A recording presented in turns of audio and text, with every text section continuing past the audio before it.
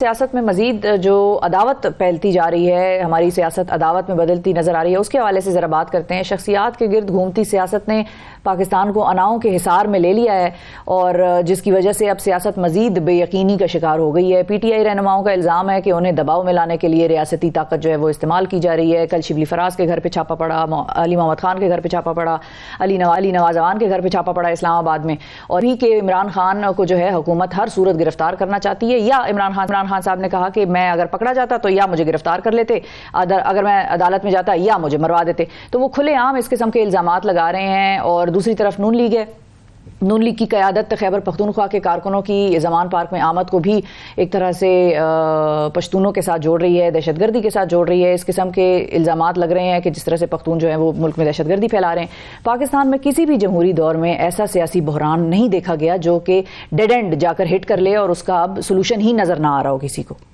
इस हवाले से हम बात करेंगे। हमारे साथ मौजूद है मुस्लिम लीग नवाज के सीनियर रहनुमा डॉक्टर आसिफ किरमानी साहब। अस्सलाम वालेकुम सर। वालेकुम सलाम जी।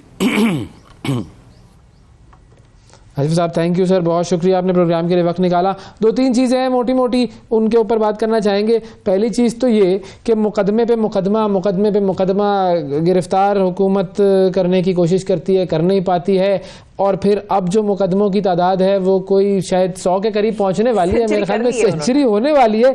अच्छा, और हर एक के घर पर छापा नहीं। और इंटरेस्टिंग चीज ये है कि जो लोग इस्लामाबाद नहीं थे जुडिशल कॉम्प्लेक्स मौजूद, जो लोग ज़मान पार्क बैठे थे या उनको आधे रास्ते से वापस भिजवा दिया गया इमरान खान की तरफ से, उसमें फवाद चौधरी, अमाद अजहर और यास्मीन राशिद भी थी गालिबन, और शीरी मजारी साहिबा थी, इनके भी कल जो है मुकदमे दर्ज हो गए। ये तो सब लोग यही कह रहे हैं कि ये तो क्लियर कट पॉलिटिकल विक्टिमाइजेशन है, क्या कहेंगे सर? बिस्मिल्लाहिर्रहमानिर्रहीम। शुक्रिया अवैस भाई और मोहतरमा शिफा बीबी। गुजारिश ये है कि वो इकबाल ने कहा है, वाए नाकामी मताए कारवां जाता रहा, कारवां के दिल से एहसास जाता रहा। हाँ। सिलसिला ये है कि देखिए इस वक्त इस मुल्क में जो सियासत हो रही है, मैं उसको सियासत नहीं समझूंगा। ये एक ज़ाती मफादात की, ज़ाती इक़्तिदार की और ज़ाती अनाओं की जंग है, जिसमें जो अवाम के असल इश्यूज़ हैं, महंगाई, गुर्बत, बेरोज़गारी, वो टोटली नज़रअंदाज हो चुके हैं। अब आपने जैसे फरमाया तो मैं ये अर्ज़ करना चाहूँगा, देखिए ये जो लाहौर में, मैं लाहौर का रिहायशी हूँ और मैंने ये तमाशा देखा है कि जिस तरह लाहौर के एक हिस्से को नो गो एरिया बनाकर और वहाँ के शहरियों को और लोकल रेजिडेंट्स को जिस तरह महबूस कर दिया गया, ये मुझे बताइए किस सिविलाइज्ड माशरे में ये होता है, नंबर 1। और उसके बाद ये सिलसिला शुरू तब हुआ, देखिए एक गवर्नमेंट है, उसकी एक रिट है, अदालत ने आपको तलब किया, इमरान खान साहब की मैं बात कर रहा हूँ। होना तो ये चाहिए था कि आप आइन, कानून और अदालत का एहतराम करते हुए आप चले जाते वहाँ। मैं बड़ी अनबायस्ड बात कर रहा हूँ, मैं किसी की फेवर नहीं करूँगा, I am not the type, जो हक़ाइक़ हैं उस पर बात होनी चाहिए। लेकिन ये मुझे बताइए, ये फरमाइए कि आप जत्थों को बुला लें, लश्कर कशी कर लें, और अदालतों में आपने देखा कि लाहौर हाई कोर्ट में जब इमरान खान साहब तशरीफ़ लेके गए, या जो ये कल परसों हुआ इस्लामाबाद में, क्या ये किसी मुहज़्ज़ब मुआशरे में ऐसा कभी आप कोई मुझे मिसाल दे सकते हैं? नाउ कमिंग बैक, अब एक लफ्ज़ है जिसको कहते हैं सर्च वारंट। अच्छा, जब आपके लाहौर में रिहाइशगाह पर वो लोग गए, जो इंतज़ामिया या पुलिस, वो अदालत का एक ऑर्डर लेकर गए। होना तो ये चाहिए था कि वहाँ के जो मकीन थे वो उन्हें कहते ठीक है जी, आपके पास सर्च वारंट है, आप आइए अंदर। लेकिन उनको जब अंदर एक्सेस नहीं दिया गया और उन पर ऊपर से फायरिंग की जाती है, उन पर पेट्रोल बम फेंके जाते हैं, तो मुझे बताइए उसके बाद क्या पुलिस जौन सी है उन पर फूल फेंकेगी? होना ये चाहिए था कि जो अंदर के मकीन थे, जैसे मेरे घर में अगर कोई आ जाता है अनवांटेड आदमी, जी सॉरी, और लाहौर हाई कोर्ट ने यह भी कहा है कि शिबली फराज जो हैं, लाहौर हाई कोर्ट ने कहा है ना कि सर्च करेंगे आप लोग, लेकिन सर्च के लिए एक बंदा PTI का आपको अकम्पनी कर रहा होगा ज़मान पार्क के घर में। अदालत तो आपकी ब्रेक हो गई आवाज, आपने क्या फरमाया कि क्या नहीं लेके जाते हैं? मैं ये कह रही हूँ किरमानी साहब, मैं आपकी मिस कर गया।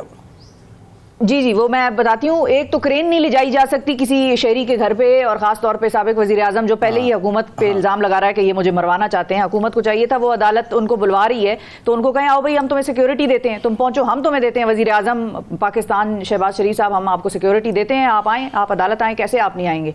तो इमरान खान के पास जवाब खत्म हो जाता ना अदालत ना आने का। वो तो इल्जाम लगा रहे हैं कि ये मुझे मरवा देंगे। अब ये बताइए कि वहाँ जो नाजायज़ तजावज़ात, और कल ही 2 ख़वातीन जौन सी हैं उन्होंने सोशल मीडिया पर आकर पुलिस का शुक्रिया अदा किया कि उन्होंने उनको उस मुहासरे से निजात दिलाई जिसमें वो अपने घरों में कैद होकर रह गई थी।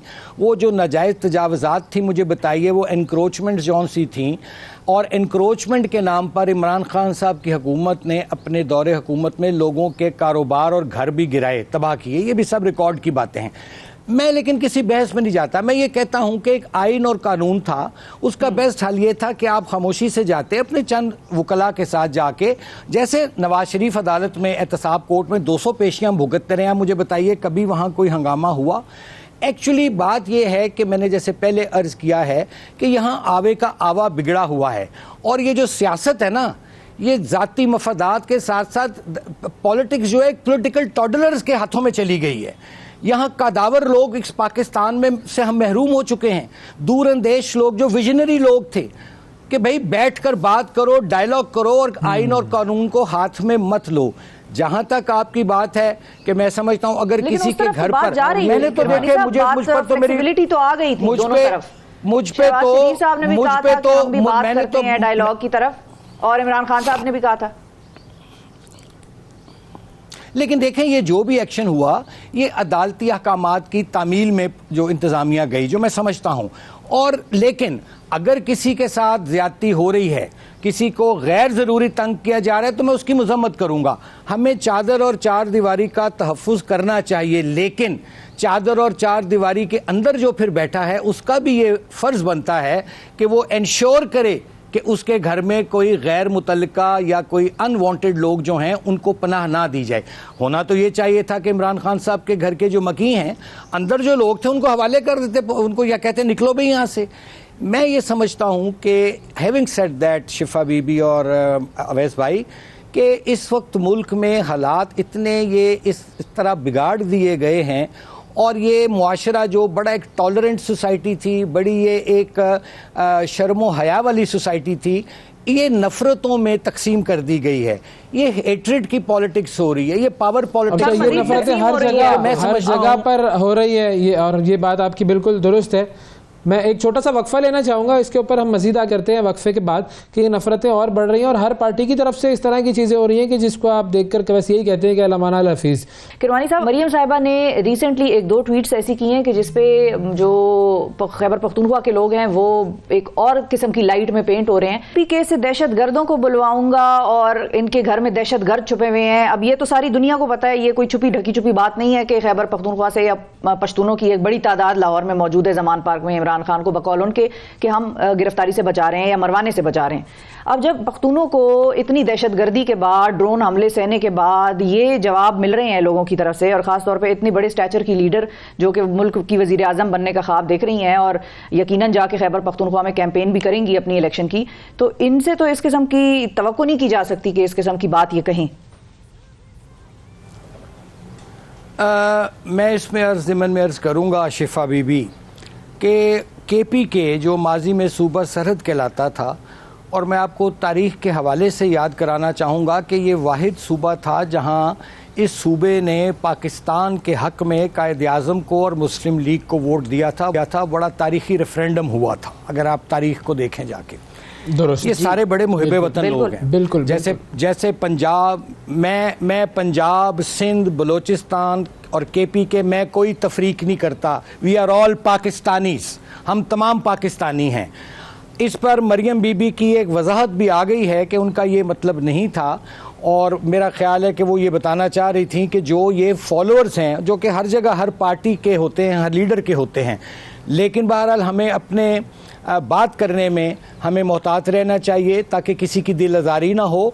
KPK के जो भाई हैं वो हमारे सर का ताज हैं, और उनकी पाकिस्तान के लिए, उनकी पाकिस्तान की मईशत के लिए, कराची आप देख लीजिए जिसे आप मिनी पाकिस्तान कहते हैं, वहाँ पख्तूनों की, हमारे पश्तून भाइयों की बहुत बड़ी कंट्रीब्यूशन है इस मुल्क में। ये जो इकोनॉमी को वो पहिया चला रहे हैं, हाँ। तो मैं समझता हूँ कि उनकी वजाहत आ गई है। ट्वीट उन्होंने कर दिया था कि मरियम बीबी ने कि उनका ये मकसद नहीं है।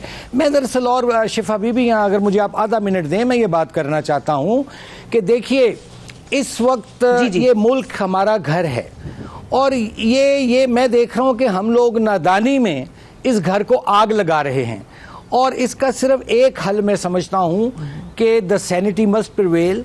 यहाँ बैठकर तहम्मुल से, ये बहुत कीमती मुल्क है, बड़ी कुर्बानियों के बाद हासिल किया गया है। हमारे बुजुर्गों ने कायद आज़म की क़यादत में इस मुल्क के लिए बहुत कुर्बानियाँ बड़ों ने दी हैं और ये मुझे लग रहा है कि ये तेज़ी से मुल्क जौन सा है, खुदा ना खास्ता कि हमारे हाथों से निकल ना जाए। हम कहाँ जाएंगे मुझे बताइए?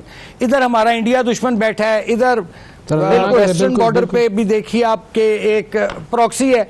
तो इस वक्त मैं तभी कहता हूँ कि अपने ये इक़्तिदार, ये सियासत होती रहेगी।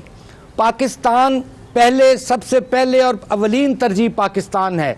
बैठकर सबको बात करना होगी और मैं इमरान खान साहब की भी खिदमत में अर्ज़ करूँगा कि देखिए ये जो आपने एक कल्चर को प्रमोट किया है जिसमें एक गालम गलोच है, मैं खुद उसका शिकार हुआ हूँ, मेरी फैमिली उसका शिकार हुई है। मेरा तो कोई कसूर नहीं, मैंने तो एक टके की आज तक करप्शन नहीं की। मैं कुरान पाक पे हलफ देने को तैयार हूँ और मुझे गालियाँ दी जाती हैं लंदन की सड़कों पर। मेरा क्या कसूर था?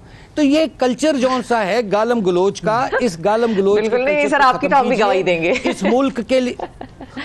नहीं किरवानी साहब, हम आपके लिए आवाज बुलंद करेंगे भरपूर। जब आप पे ऐसा कोई इल्जाम लगे, just direct that to us, फिर आप देखें हम उनके साथ करते क्या है। नहीं, मैं तो कह रहा हूं मेरा तो आके देख लें, लेकिन आप बिला इम्तियाज तफरीक लोगों को गालम गलोच हैं। ये जो नफरत का कल्चर है, इसने पहले भी पाकिस्तान को दो लख्त किया है।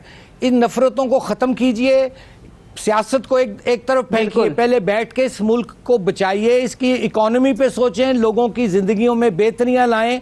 देखें ना, अब यहाँ वो कॉल करते हैं इमरान खान साहब, जत्थे आ जाते हैं, सड़कें बंद हो जाती हैं, मरीज स्कूल अस्पताल नहीं जा सकता, बच्चे स्कूल नहीं जा सकते। यानी मेरी एक आइन जो है वो मेरी एक इंडिपेंडेंट मूवमेंट की गारंटी करता है। मेरे से मेरी वो इंडिपेंडेंट मूवमेंट खत्म हो जाती है। अच्छा सर, मजे की बात ये है कि ये सारी चीजें मूवमेंट की गारंटी करता है। वो कहते हैं हमें राइट टू असेंबली है। अब बुध के दिन देखते हैं लाहौर में उन्होंने अपना जलसा अनाउंस किया हुआ है, पता नहीं अब पंजाब हुकूमत वहां की निगरान करने देती है नहीं करने देती, वो क्या सूरत हाल डेवलप करती है, हालात कोई बड़े साजगार लग तो नहीं रहे। वैसे मैं तो दुआ ही कर सकता हूं कि अल्लाह ताला हमारे सब कायदीन को फहम और फरासत दे और इस मुल्क के गरीब और मिडिल क्लास जिनके लिए मुल्क बना था, उसके जो मसाइल हैं, महंगाई, गुर्बत, बेरोजगारी, उसके खिलाफ लड़ें, एक दूसरे के खिलाफ ना लड़ें। बड़ा वक्त है इस महंगाई, बेरोजगारी और गरीब और मिडिल क्लास को रिलीफ दीजिए। हम जी, अब हम जो IMF के पास गए हैं, इस हवाले से एक छोटी सी कंफ्यूजन है, मैंने सोचा कि आपसे पूछ ली जाए। अच्छा साहब जो है उन्होंने एक ट्वीट भी किया था, उन्होंने बयान भी दिया था कि हम अपने जो न्यूक्लियर मिसाइल प्रोग्राम्स हैं या जो एटमी प्रोग्राम है उस पर किसी किस्म का समझौता नहीं करेंगे। अपेरेंटली उनका मकसद बुनियादी तौर पर यह था कि चूंकि IMF के पास हम गए, IMF ने इस तरह की बात की और ज़ाहिर उन्होंने ये बात कही भी थी कि IMF ने कहा और हमने उसको दो टोक अल्फाज में मना कर दिया। बड़ा स्पेसिफिकली दो टोक अल्फाज में बात की और पूरी पाकिस्तानी कौम की तर्जुमानी की इन्होंने कि ऐसा ही होना चाहिए, we can not compromise on our nuclear assets, this is out of question। तो अब जब ये बात सामने आई उसके बाद उनका एक रिबटल भी आया कि नहीं जी ऐसी बात तो हुई ही नहीं है, वो एक ट्वीट भी है, वो भी स्क्रीन पर चल रहा होगा। तो बुनियादी तौर पर ये क्या मामला है, क्या ऐसी कोई बात हुई है और क्या IMF ने इस तरह की कोई बात की है, हमने उसे मना किया या बात ही नहीं हुई है? देखिए इसमें ये डार साहब ने बात इस तरह की थी, जो मैं मौजूद था वहाँ जब सेनेट में ये सेलिब्रेशंस में बात की, उन्होंने ये कहा था कि हमें अगर ये कहा जाए कि भाई इसको आप कैप करें या इसको जो व्हाटएवर जो, तो हम उस पर बात सुनने को तैयार नहीं, और ये होना चाहिए। ये जो एटमी प्रोग्राम है, इस मुल्क के गरीब और मेहनत का शवाम ने अपना पेट काट कर ये एटमी प्रोग्राम दिया है और ये पाकिस्तान की हिफाजत की ज़मानत है। लेकिन इसकी कोई, मैंने देखा था कि कोई प्राइम मिनिस्टर साहब की ऑफिस से भी कोई तरदीद आई थी कि शायद कोई ऐसी बात हुई नहीं है, और मेरा ख्याल अगर वो ट्वीट आ गया है अगर उनका, तो हमें उसको एक्सेप्ट कर लेना चाहिए। लेकिन ये मैं ज़रूर कहूँगा कि पाकिस्तान के एटमी प्रोग्राम की तरफ अगर कोई बढ़ेगा तो देन ओवर अवर डेड बॉडीज, ये हम नहीं होने देंगे। उसके लिए मेरे जैसे कमजोर आदमी को भी अगर बाहर निकल के अपने सीने को सामने करना पड़ा तो मैं भी घर नहीं बैठूंगा। ये कोई तरीका नहीं है कि हम एक अरब डॉलर के कर्ज के लिए अपनी कौमी हमीयत और गैरत बेच दें। No, this is not possible. ये नहीं हो सकता, ये बिल्कुल नहीं हो सकता जी। अगर उन्होंने कहा है तो अनएक्सेप्टेबल है, अनएक्सेप्टेबल, एब्सोल्युटली नॉट, नो। बहुत शुक्रिया अदा करेंगे। ये एब्सोल्युटली नॉट, देखें अब ये सेम दाम आते जा रहे हैं। जब कौम की सलामती की बात होती है, हर लीडर जो है वो एब्सोल्युटली नॉट की तरफ आता है और ऐसा होना भी चाहिए। बहुत शुक्रिया अदा करेंगे सेनेटर आसिफ किरमानी। नाजरीन हमारे साथ मौजूद थे, पाकिस्तान मुस्लिम लीग नवाज के सीनियर रहनुमा, और साथ उनकी वो बात भी हम रिपीट करेंगे कि उन्होंने कहा है कि पश्तून जो है वो इनके सर का ताज हैं। तो ऐसी पॉजिटिव स्टेटमेंट्स को अब याद रखें और नेगेटिव स्टेटमेंट्स के ऊपर कान जरा ज्यादा ना धरें और इस चीज़ का बेनिफिट ऑफ डाउट दें कि लोग पश्तूनों से भी मोहब्बत करते हैं, पश्तून पंजाबियों से भी मोहब्बत करते हैं, सब एक दूसरे से मोहब्बत करते हैं। और बिल्कुल ये जब कोई मुसीबत आती है तो इसका मुजाहिरा आप फिर देखते हैं कि 2010 में सवाबी में जलजले आए, IDPs का मामला हो, बलूचिस्तान सिंध में सैलाब आए, फिर ये कौम यकजान हो जाती है।